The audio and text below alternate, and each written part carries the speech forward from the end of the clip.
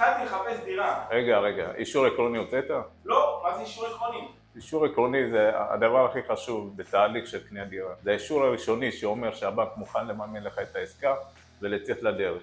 אתה צריך לפנות לאחד הבנקים, להוציא את האישור העקרוני, להצהיר את ההכנסות, את ההון העצמי שיש לך, לבקש את המשכנתא שאתה צריך. ברגע שאתה מקבל את האישור, אתה יוצא לדרך. לפני כן, חבל על החיפושים, חבל על הבזבוזי זמן, כי יכולים להיות 1001 סיבות למה לא ייתנו לך את האישור בסוף, למה לא תקבל את המשכנתא. אני מכיר מקרים רבים של לקוחות שזכו במחיר למשתכן, בעסקאות מדהימות, באזורי המרכז, הרווח של מיליון שקל על הנייר, והלקוחות לא יצאו לדרך, כי לא קיבלו את האישור בסוף. אני מכיר אנשים רבים שמצאו עסקאות מדהימות במחירים פסיכיים לגמרי, והם לא יכלו להתקדם לעסקה כי הבנקים לא נתנו להם את האישור העקרוני.